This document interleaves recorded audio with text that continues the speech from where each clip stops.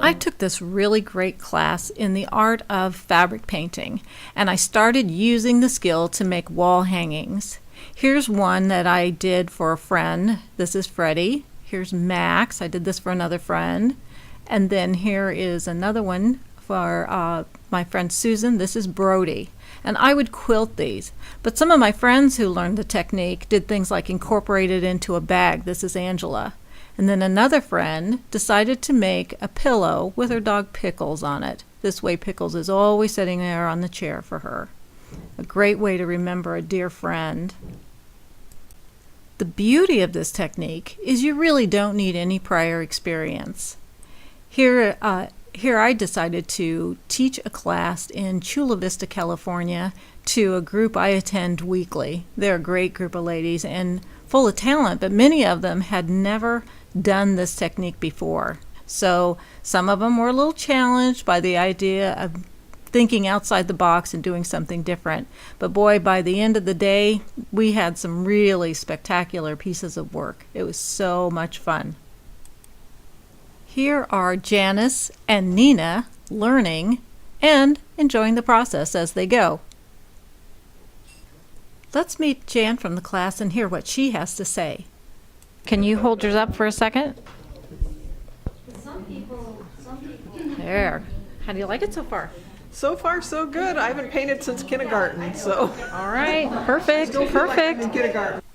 Here's Jan's finished piece, and she is going to just love this when she incorporates it into the quilt that she's planning to make. She must have been one heck of a painter in kindergarten, that's all I have to say. Now that you've seen the great things that you can make with this technique, here is the video from the class that I taught in Chula Vista. Okay, so let's get started. Good morning, good morning, good morning.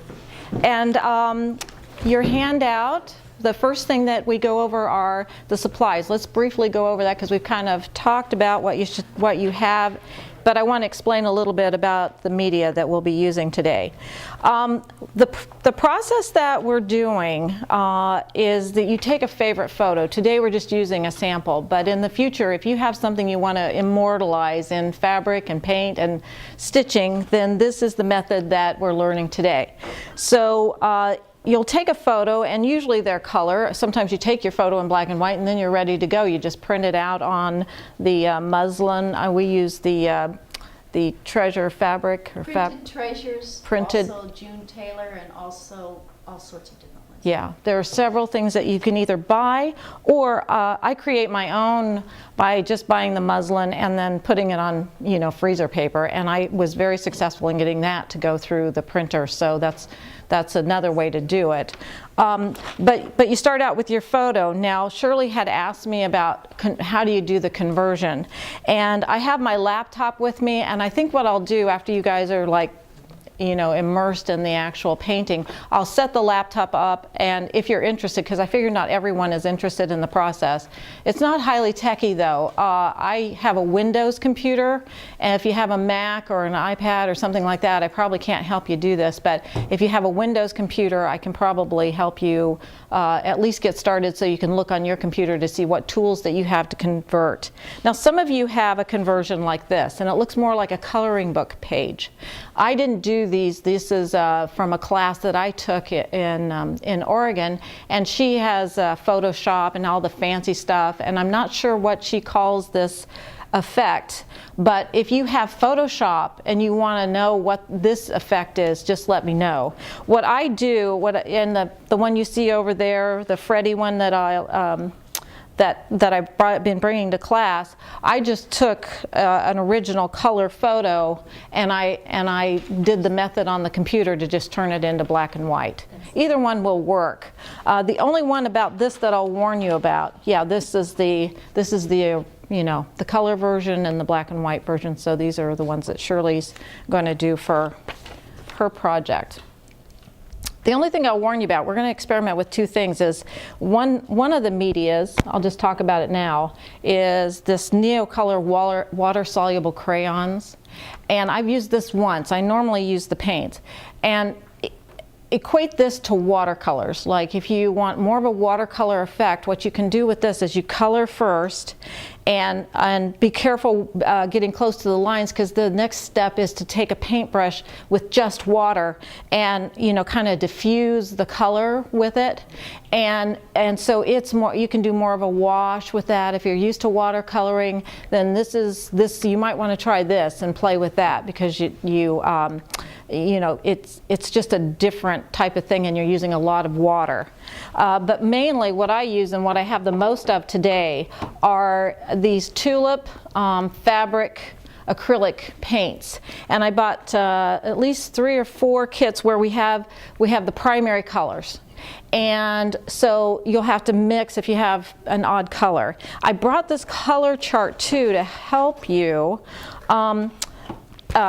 Basically, if you want to make a color over here, you look over here and down here and come up, you know, and those are the colors, or go out, I guess, from the color, and those are the colors that you would want to use. The problem with that is we don't have all the colors that are along the border, but, you know, give you kind of an idea of what to use, so you're more than welcome to come up and grab that. I have a color wheel, you know, if you kind of want to look at the gradient shades. The other thing is, the beauty about this project is you know, if my little goat here has white down the front and I think purple would be prettier, well, it's my photo, isn't it? I can do anything I want. So don't stress, and that, I want to emphasize that too, don't stress about anything. I know when I started this project, I was like, in the class that I took, I'm like, I'm not a painter, you know, it's kind of a little bit intimidating if you don't paint, you know, but you know, your first one, you know, don't worry about it. You know, it's experimental. That's why we're doing these. And then later, you know, I've gone on, and each one that I've done, I've learned more about painting. And in fact, one of my neighbors, who's really nice and whose son is a professional portrait painter, or a real artist, not houses, had me over, and she helped me a lot in that. What I like about the acrylics is that it's more of a layering effect. So there are times I would do something and I'm like, oh my God, I hate that. I just hate that. Just, you know, especially when I get around the faces of something, because I want those to be the clearest thing that I have, and I would just screw up the face, and you'll see it in the handout. I would just kind of walk away, because the more I messed with it, it would just get worse and worse and worse and worse. So I kind of walked away, or I started on another portion of the picture, or I had 1 or 2 glasses of wine, and with each of those methods, it got better and better as I went along. So anyway, you pick your photo. I keep a color print of the photo so that you can see what, you know, the original is, because without that, obviously, you know, you're just kind of guessing on what colors to use. Then the paints, or, you know, whatever media you want. The one thing about the watercolors is that when you go to quilts, if you want to quilt your piece and you want to quilt right on it, this is probably easier for the needle to go through. You kind of, the acrylics become not crusty, but they're a little tough for your needle to get through, and I originally had a lot of problems with threads. So when I finally switched to this monopoly, you know, type of thread, and that goes through like butter, so it's nice. It's nice, and I don't have to switch colors or anything, so that's kind of nice. And it's a messy process. The reason that we're wearing, you know, these lovely designer pieces are because if you get it on your fabric, you can try washing it out, but it is fabric paint, and I don't want anybody to go, I have one sweatshirt now that has an elbow with a different color. So that's why we have these on.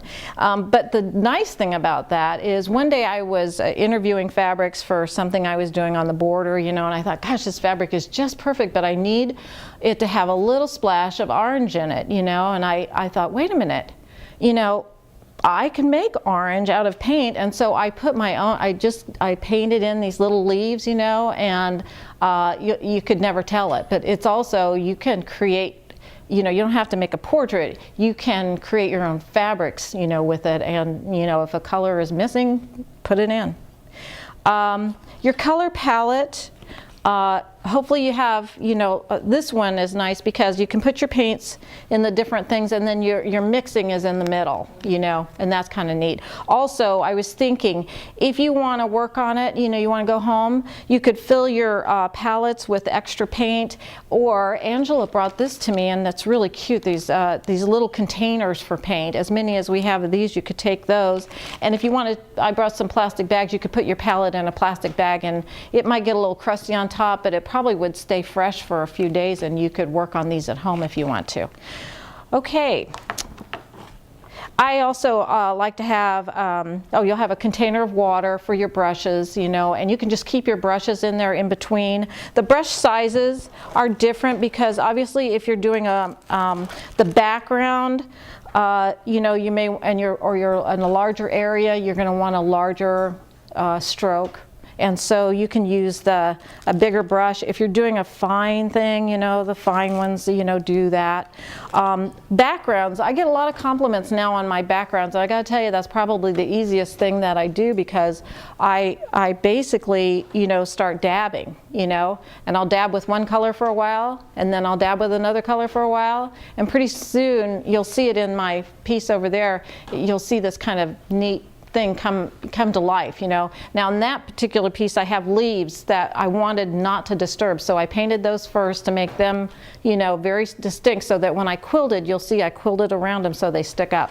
I also have a magnifying glass because sometimes I just, want to see a little bit closer the detail of the color photo so that I can transfer that detail over to the painted one.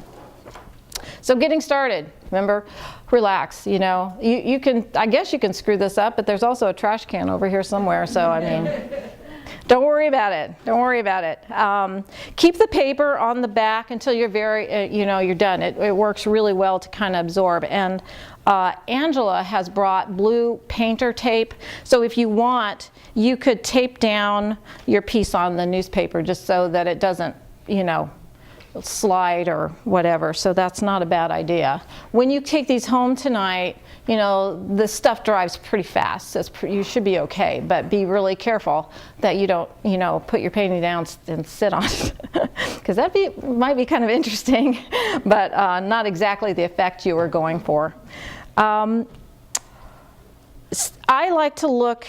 You want to know, okay, what am I starting with? Well, obviously, the predominant color here is brown, but what I see now that I didn't see before working with, or not as much as before working with my friend, is the lighting and how, yeah, this is brown, but it's got a lot of light over there, so you'll mix in whites to do that. So while I got you primary colors. Okay, you'll also need whites to lighten up things. I brought you some blacks, and I have a linen color that I really like. It's kind of a nice neutral color, and I find it fits in a lot of things.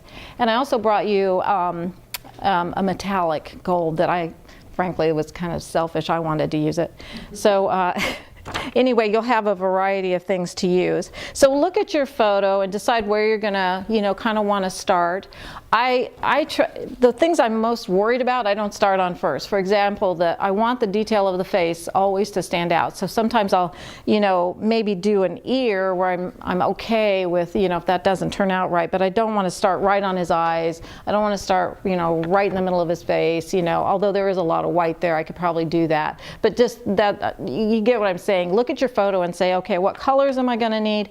And where's my light coming from? Where am I gonna, that part of the picture, if you want your picture to look dimensional, if you want it to have depth, you've got to use your shadows and your highlights to do that. Okay, then you mix the colors on your palette. If it's handier if you kind of paint all the same color at the same time, so you're not always switching your brushes. There are paper towels to clean your brushes off.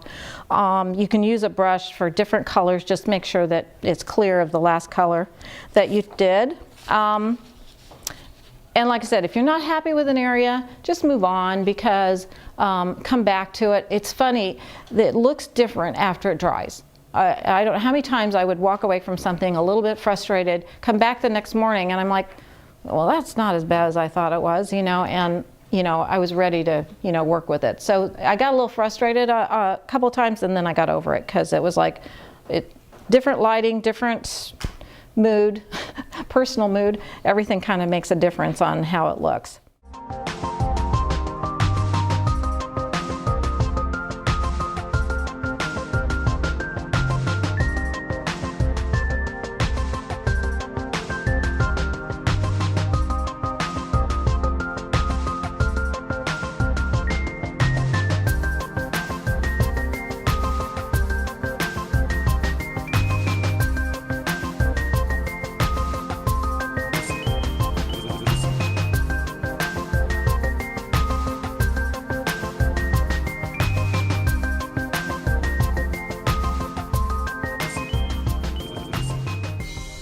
With the instructions they were given, this talented group of women were off doing their own creations.